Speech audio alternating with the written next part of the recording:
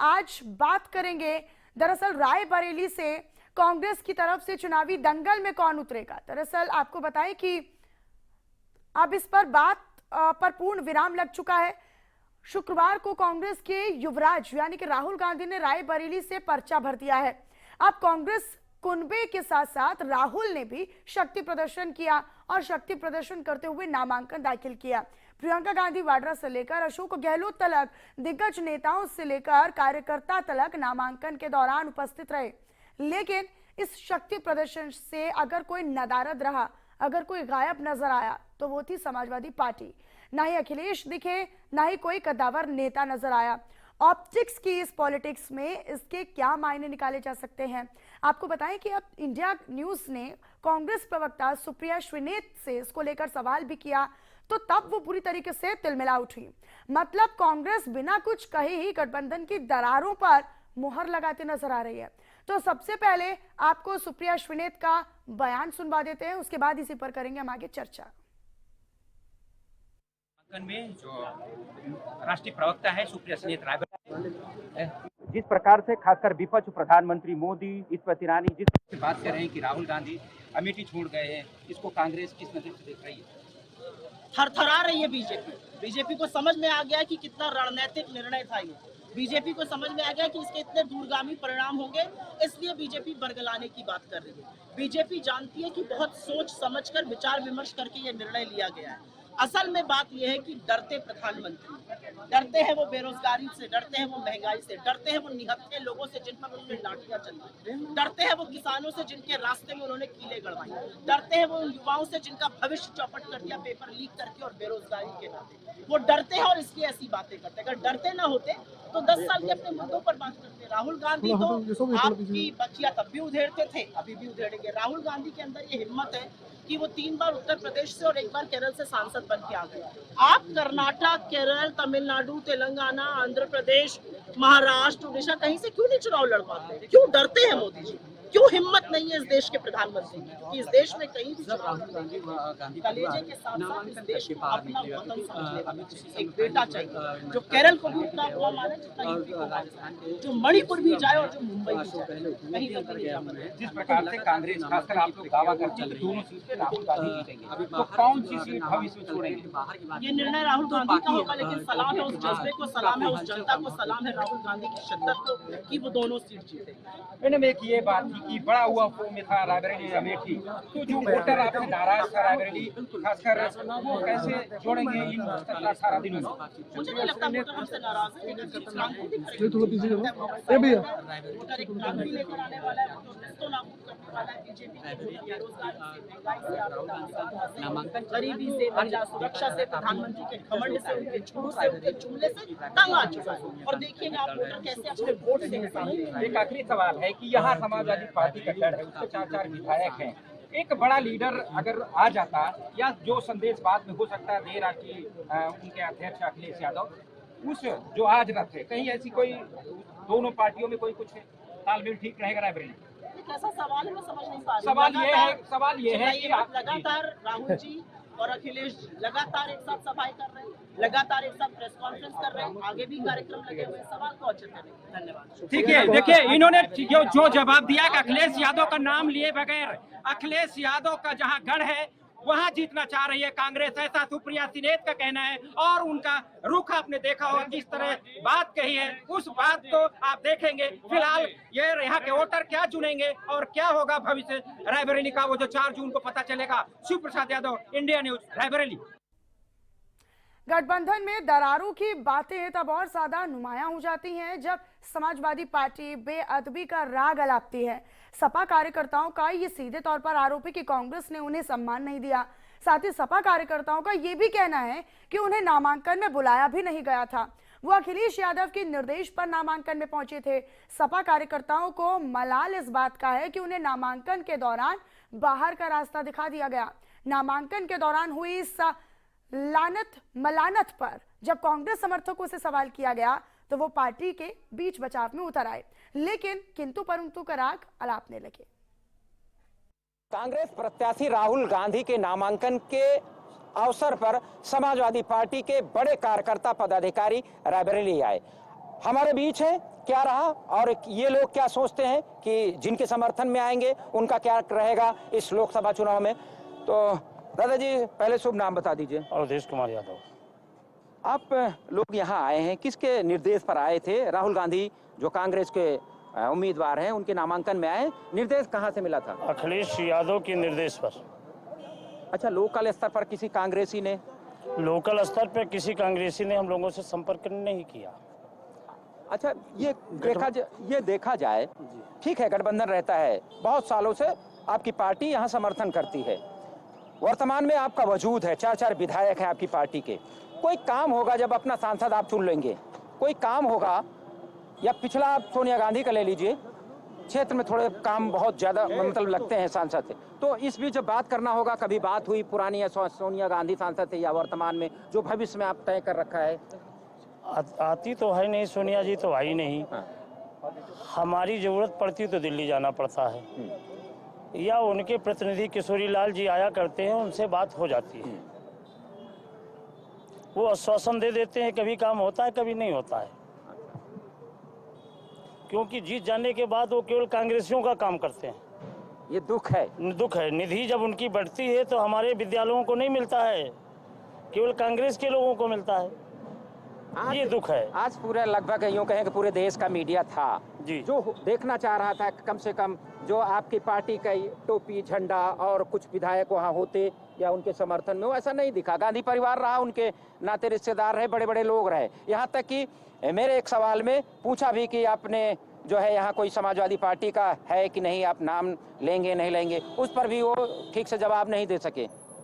हम लोग नेता के निर्देश पे चले आए, लेकिन नामांकन में समाजवादी लोगों को ले जाना चाहिए था। अगर मेरे विधायक नहीं ले जा पाए तो हमारे जिला अध्यक्ष की उपस्थिति वहाँ होनी चाहिए थी। इस बात का मुझे दुख है। और तो हम लोग कांग्रेस को करेंगे नेता के निर्देश पर, लेकिन सम्मान की आवश्यकता है हमें। देखिए, एक और है, बहुत क्रांतिकारी युवा नेता है, शुभ नाम बता दीजिए। जितेंद्र यादव, जिला पंचायत सदस्य महाप्रथम।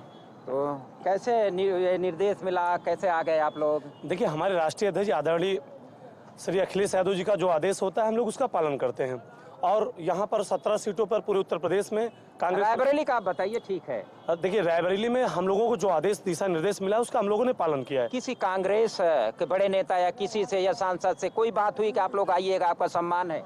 देखिए, हम लोग न कांग्रेस के बड़े नेता से बात हुई, न कांग्रेस सांसद से, किसी से नहीं बात हुई। हम लोग को राष्ट्रीय अध्यक्ष जी का जो आदेश हुआ हम लोगों ने उसका पालन किया है।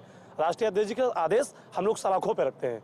जितेंद्र जी, ये बताइए कि ठीक है, सांसद आपके लोगों की समर्थन से बनता है, कोई काम पड़ेगा, बहुत सारे काम होते हैं सांसद से, सांसद की सरकार रहे या न रहे, तब कोई काम कराना होगा, क्षेत्र की जनता है, आप जनप्रतिनिधि हैं, तो इसके लिए सांसद से बात करेंगे या अपने नेता से? देखिए, सांसद जरूरत पड़ेगी तो सांसद जी से भी बात करेंगे, और अपने नेता जी हमारे आदरणीय श्री अखिलेश यादव जी को हम लोग अपना नेता मानते हैं, और हमारे नेताजी मजबूत हैं हम लोग की मदद करने के लिए।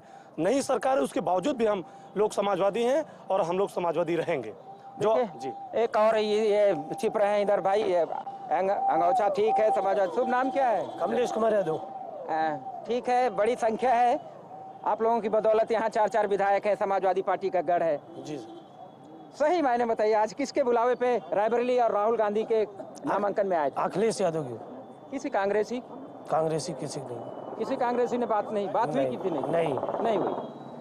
इसका कुछ मलाल है कि कम से कम इनको बात करनी चाहिए थी? जी, कहना चाहिए, बुलाना चाहिए हम लोगों को, सम्मान देना चाहिए जी। कभी पहले सम्मान मिला? नहीं मिला जी। चलिए, दुख है इनको। एक और युवा साथी हैं, क्या नाम है? लवकुश गौतम। अरे गौतम साहब, आप भी आए थे? जी। क्या तो कहाँ आए थे? रायबरेली नामांकन में। किसके नामांकन? राहुल गांधी जी के। किसने बुलाया था? कोई बात हुई कि आप समर्थित हैं? नहीं, समाजवादी पार्टी का गठबंधन था, इसलिए हम लोग आए। आपके नेता का जो है आदेश मिला जी। था? किसी कांग्रेसी ने बुलाया था? नहीं, कांग्रेसी नहीं बुलाया।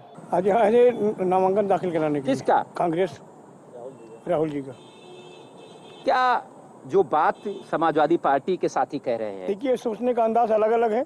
एकता ही सफलता की कुंजी है। नहीं, वो तो ठीक है, सम्मान, सबसे बड़ा सम्मान। महाभारत में आपने एक चौपाई सुना होगा कि अच्छा, महाभारत भी आप जानते हैं? बलि नको होते समय होत बलवान, और भिन्नल लूटी गोपिका वही अर्जुन नहीं बाण। समय इनका, ये हमारे यादव जी का सोचने का एक अंदाज अलग है, और नहीं, मैंने भी बात की, उनके जो सीनियर प्रवक्ता है हाँ। उनसे बात की कि अगर नहीं, अगर वो यहीं पर समाजवादी पार्टी का कोई विधायक होता ये हो। यहाँ किसी भी पार्टी का सोचने का अंदाज अलग है। हाँ। अगर एकता नहीं है आपस में, हमारे ऊपर यानी ये कांग्रेस की पार्टी के ऊपर विश्वास नहीं है, गांधी परिवार के ऊपर विश्वास नहीं है, तो हम एकता में आगे बढ़ नहीं पाएंगे। अच्छा, ये बताइए जी ठीक है, आप कांग्रेस समर्थित है, यहाँ मान रहे हैं कि समाजवादी पार्टी का गढ़ है, जी हाँ है।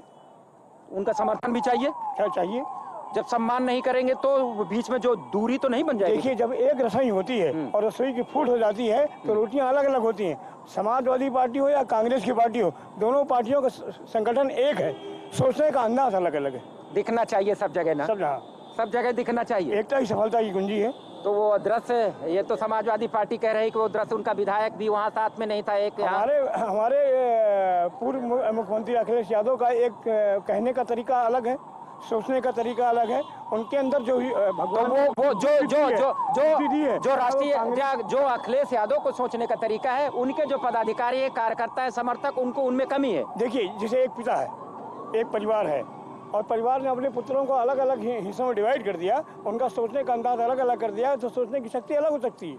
फिर वही सवाल बनाना है कि आप समर्थन भी ले रहे हैं, जीत भी रहे हैं और धन्यवाद भी नहीं दे रहे हैं। धन्यवाद क्यों नहीं यहाँ देंगे? के जिला अध्यक्ष से जो बात धन्यवाद हुई, नहीं दें, उनका जो चेहरा है, हार्दिक रूप जो है हमारे हृदय के अंदर है, आपके अंदर है। हमारे अंदर है। तो क्या समाजवादी पार्टी के जो समर्थक है उनके भी अंदर है? उनके अंदर होना चाहिए। अच्छा। और अगर कहीं कोई होती है हाँ, तो बैठ के मिल बैठ करके उसके बाद में आपस में समझौता कर लेना चाहिए, ताकि हमारी सफलता आगे बढ़ सके।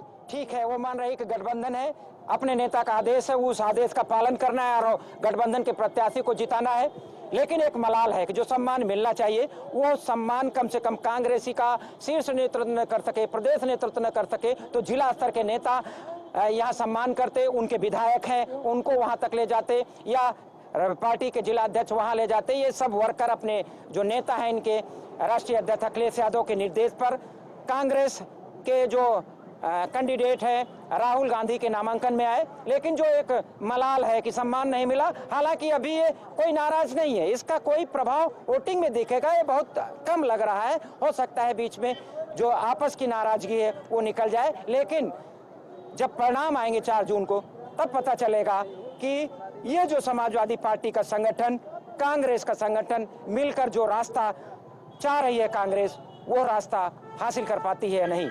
Shiv Prasad Yadav, India news, Raebareli.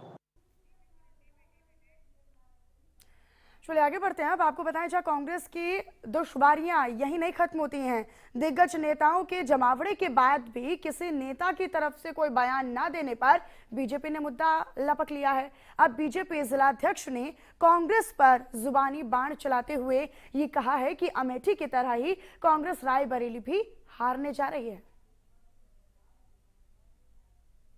2024 का लोकसभा का चुनाव रायबरेली के भारतीय जनता पार्टी के प्रत्याशी परम आदरणीय दिनेश प्रताप सिंह जी उत्तर प्रदेश सरकार में राज्य मंत्री हैं। पिछले 5 वर्षों से लगातार गांव में जाकर के जनता के बीच में उन्होंने काम किया है और काम के आधार पर इस बार रायबरेली की जनता ने तय किया है कि भारतीय जनता पार्टी को प्रत्याशी को जिताने का काम करेंगे। और निश्चित रूप से पिछले 10 साल से कांग्रेस की सोनिया गांधी सांसद रही हैं 25 वर्ष से। जीतने के बाद उन्होंने रायबरेली में कोई भी काम नहीं किया। काम करने की बात छोड़ दीजिए, उन्होंने रायबरेली की जनता से मिलना उचित नहीं समझा। इसलिए कल का नामांकन जो भारतीय जनता पार्टी के प्रत्याशी का हुआ है, वो अपने आप में दर्शाता है ऐतिहासिक नामांकन। जिस तरह से गांव की जनता, हमारे समर्थक, भारतीय जनता पार्टी के समर्थक जिस तरह से रायबरेली की सड़कों पर एक तरफ से जय जयकार कर रहे थे कि इस बार मोदी जी को भारी बहुमत से जिताएंगे और रायबरेली की सीट को जीत करके मोदी जी के साथ कैबिनेट में रायबरेली का प्रतिनिधि भी बैठेगा। रही बात कांग्रेस की, कांग्रेस का तो सोनिया गांधी, जैसा मैंने कहा है, पिछले 25 वर्षों से लगातार सांसद के रूप में हैं, लेकिन ना तो संसद में उन्होंने कभी रायबरेली की बात उठाई और ना ही रायबरेली की जनता से उनके कामों के विषय में कभी बात की। और रेल कोच के नाम पर उन्होंने जो फैक्ट्री खोली, जिसका वो कहते हैं कि मैंने फैक्ट्री खोली है, वो केवल फैक्ट्री तो खोल दी थी, डिब्बे बाहर से आते थे, यहाँ केवल पेंट होने का काम होता था। इसके अलावा जब से मोदी जी आए हैं पिछले 10 वर्षों में रेल कोच फैक्ट्री का काम, रेल पहिए का काम और एम्स जो खुला, जो कांग्रेस ने उद्घाटन तो किया था, शिलान्यास तो किया था, लेकिन एक कमरे में ओपीडी चलती थी जिसमें एक डॉक्टर बैठता था। इसके अलावा उसके नाम पे पिछले 10-15 वर्षों से वो जीतते आए हैं।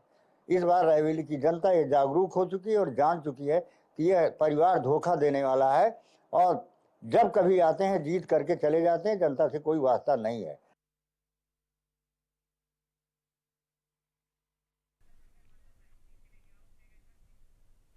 देखिए, कुल जमा राहुल गांधी के नामांकन से एक बार फिर से गठबंधन की दरारें नजर आने लगी हैं। इंडी गठबंधन में मनमुटाव और चुनावी प्रचार के एकालाप के बीच रायबरेली की जनता किसे चुनती है, ये देखना बड़ा दिलचस्प और रोचक रहने वाला है। इसी पर शिव प्रसाद मेरे सहयोगी मेरे साथ जुड़ चुके हैं लाइव। सीधा मैं शिव आप ही का रुख करना चाहूंगी क्योंकि काफी दिलचस्प होगा। हम लगातार देख रहे हैं और आपने भी समाजवादी पार्टी के कार्यकर्ताओं के साथ मुलाकात की, उनसे बातचीत की। इस दौरान उनकी जो नाराजगी है वो खुलकर सामने आने लगी है। इंडी गठबंधन में दरारें पड़ने लगी हैं, ये इस नामांकन के बाद साफ हो चुका है।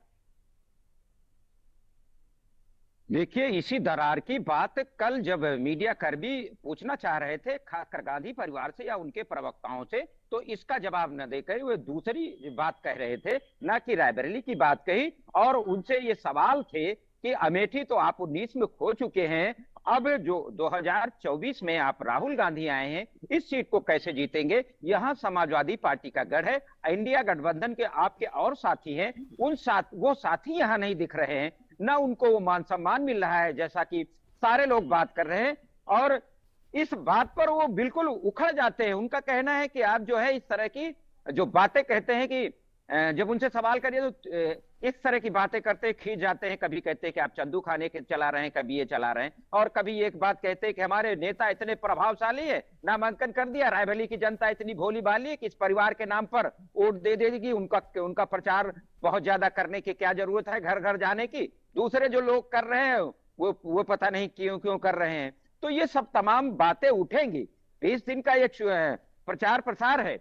और समाजवादी पार्टी के जो यहाँ के जिला अध्यक्ष है वीरेंद्र यादव से 1 महीने पहले स्पेशल इंडिया न्यूज ने कार्यक्रम किया था, उसमें वो स्वीकारा था कि हम लोग तो बार बार समर्थन कर देते हैं, लेकिन जब हमारे हिस्से की बात आती है, जब अपने सांसद से मिलना होता है या हमारे कार्यकर्ता करते हैं, हालांकि हमारी पार्टी, हमारे मुखिया इसमें सक्षम है, न जाना पड़े, लेकिन क्या जीतने के बाद या पार्टी में रहने के बाद आप धन्यवाद नहीं दे सकते समाजवादी पार्टी का? समाजवादी पार्टी के राष्ट्रीय अध्यक्ष का नाम और उनके विधायकों का नाम, उनके जो प्रतीक चिन्ह है, उनका कोई अगर नामांकन में होता, कल का जो दृश्य देखना चाहती थी रायबरेली, वो फिलहाल नहीं आया। वो मलाल तो है समाजवादियों को, और इनके जो साथी अन्य जो दल है उनको नहीं पता, इतना सीक्रेट रखा है कि नामांकन में कौन आएगा। एक कम्युनिस्ट पार्टी माले के जो राष्ट्रीय सदस्य हैं यहाँ रायबरेली में उनको प्रचार प्रसार कर रहे हैं कांग्रेस के लिए। उनसे जब आज बात की तो कह रहे हैं कि आज सुबह 8 बजे तक हम लोगों को पता ही नहीं हुआ। शिव, ये तो वही वाली बात हो गई कि हाथी के दांत दिखाने के कुछ और खाने के कुछ और होते हैं। यानी कि मंच पर जब बड़ी बड़ी बैठकें हुआ करती थी तब तो सब एक साथ नजर आते थे, लेकिन उसके बाद भाई आप अपने रास्ते हम अपने रास्ते, ये तो वही वाली कहावत हो गई ना। आप थोड़ा सा पीछे की बात करें, जब नेताजी शुरू राजनीति में आया, जो पार्टी खड़ी की, इसी कांग्रेस के विरोध में उन्होंने पार्टी खड़ी की थी। और इन्हीं नेताजी के जब चलते जो है सोनिया गांधी की गांधी परिवार जो है प्रधानमंत्री नहीं बन सका, मनमोहन सिंह, तो वो जो दरक है अभी भी समाजवादी पार्टी में, हालांकि राष्ट्रीय अध्यक्ष अखिलेश यादव हैं, लेकिन बहुत पुराने नेता हैं वहां। अभी भी शिवपाल यादव है उस टीम में, बड़े बड़े पुराने दिग्गज, उनको पता है कि हमारी जो पार्टी खड़ी हुई थी कांग्रेस के खिलाफ, और उत्तर प्रदेश में आप प्रचार प्रसार करने आए, नामांकन करने आए, उत्तर प्रदेश में सबसे बड़ा सहयोगी जिसका जनाधार अखिलेश यादव का नाम नहीं लेंगे, समाजवादी पार्टी के विधायक नेताओं को आप साथ में नहीं लेंगे, बाद में ना कोई ये हो सकता है कि नामांकन के बाद आप गए पूजा पाठ में, वहां 2 विधायक और जिला अध्यक्ष 4-5 लोग जो है एक कमरे में बैठे और वो दिख रही है, तस्वीरें आई, लेकिन आप खुले मन से आप स्वीकार करिए ना कि यहाँ उत्तर प्रदेश में अखिलेश यादव और समाजवादी का गढ़ है, रायबरेली में गढ़ है, लेकिन ये क्यों उसका ढिंडोरा पीटे? ये तो गांधी परिवार और इतनी बड़ी कांग्रेस पार्टी, राहुल गांधी आएंगे, नामांकन भर दिया है, चले जाएंगे 5 साल, जैसे सोनिया नहीं आएंगे, ऐसा मानना है इनके सलाहकारों का। इस पे बोलना चाहिए था। कल बहुत बड़े सीनियर लीडर, आप मीडिया से न बोलते, बहुत बड़ा मीडिया का जमावड़ा था, आप न बोलते अलग बात है। जनता इनके समर्थक थे और जो भी थे आप बताते कि मैंने नामांकन भर दिया, आप लोग देखिएगा, मैं जरा पूरे देश में प्रचार प्रसार करना है, मैं भी आपका ये बात करते ही अपनत्व का बात होता है। एक तरफ जब बात आपका मुकाबला बीजेपी से है, मोदी से है, मोदी जी की जहां भी जाते हैं अन्य नेता, उनकी मैं कोई उस तरह की बात नहीं कर, लेकिन दूसरे राज्यों से भी जो दिग्गज है, जो लीडर्स हैं, वो भी नामांकन प्रक्रिया में शामिल होते हैं। लेकिन ये अगर रायबरेली, चूंकि अपने आप में एक बहुचर्चित सीट थी, सभी को ये जानना लोग चाह रहे थे कि आखिरकार यहाँ से गांधी परिवार से कौन खड़ा होता है, लेकिन गांधी परिवार से कोई सदस्य यहाँ पर चुनाव लड़े ना लड़े, इसमें समाजवादी पार्टी की क्या भूमिका रहती है, किस तरीके से वो एक मंच पर एक साथ होने का इस तरीके से प्रदर्शित करते हैं, क्योंकि ये तो एक ऐसा समय है शिफ्ट जहां पर गठबंधन को दिखाना ही होगा, अंतर कलह चाहे हो या ना हो, मतभेद हो या ना हो, लेकिन दर्शाना होगा कि हम सब एक हैं, जो कि अब तक कोशिश करते आए हैं। लेकिन जब इस तरह के मौके आते हैं तो यहाँ पर ये समझा जाए कि समाजवादी पार्टी को ना न्योता दिया गया, अखिलेश यादव को बताया नहीं गया, कार्यकर्ता यहाँ पर अलग से नाराज नजर आ रहे हैं, तो यानी कि हम मुद्दों को भी इस तरीके से अगर बांट देंगे तो ये लोगों के बीच में भी एक नेगेटिव नैरेटिव सेट करेंगे। देखिए, कल की आपको नामांकन के बाद की बड़ी स्थिति आपको बताता हूं। एक तरफ कांग्रेस पार्टी, दूसरी तरफ बीजेपी और समाजवादी पार्टी के जो यूं कहें कि बागी विधायक मनोज कुमार पांडे, वो भी टिकट चाह रहे थे दिनेश प्रताप के सामने, और भी एक थे। लेकिन जैसे ही दिनेश प्रताप की घोषणा हुई नामांकन कराने के लिए डिप्टी सीएम ब्रजेश पाठक आए, तो मनोज पांडे के पुत्र जो है राज पांडे शामिल हुए। इसके बाद मंत्री और दूर विरोधी जो सांसद हो गए राज्यसभा, अमरपाल मौर्य, ये सब गए मनोज पांडे के यहाँ, उनसे मुलाकात की और सब लोगों ने जो खटास थी उसको जो है एक सुखद अनुभूति प्रकट करते हुए एकजुट करके ये लड़ाई मिलकर लड़ने की बात कही। दूसरी तरफ पूरा गांधी खानदान और बड़े पार्टी के सीनियर लीडर यानी अध्यक्ष, राष्ट्रीय अध्यक्ष, पूर्व मुख्यमंत्री राजस्थान, बड़े नेता प्रियंका गांधी वाड्रा, रॉबर्ट वाड्रा, ये सब आए और इतनी जल्दी आपको थी सब कुछ, शायद जबकि 3 बजे का समय था, करीब 1:15 बजे आप आ गए। अपना भगवान की जो पूजा पाठ करके आना चाहिए था वो अलग बात है, सारी तैयारी थी, लेकिन समय का जो भी हो अलग बात है, वो समझेंगे। आपने नामांकन दाखिल किया, फिर उसके बाद पूजा पाठ वो अलग बात करेंगे। तो कुल मिलाकर आप अपने सहयोगी और जो मुख्य सहयोगी है, जिनका जनाधार है, जो बूथ पर लड़ सकता है, और समाजवादी पार्टी बंटवारा हो रहा था शिव, तो आपको याद हो कि कुछ इसी तरह की जो कमोबेश स्थिति थी वो इस तरह की देखने को मिली थी कि दरारें हो सकता है कि दोनों के बीच में, दोनों दलों के बीच में उत्तर प्रदेश में दिखाई पड़े, और अब फिर से इस तरह की जो परिस्थिति है वो नामांकन के दौरान दिखाई पड़ रही है।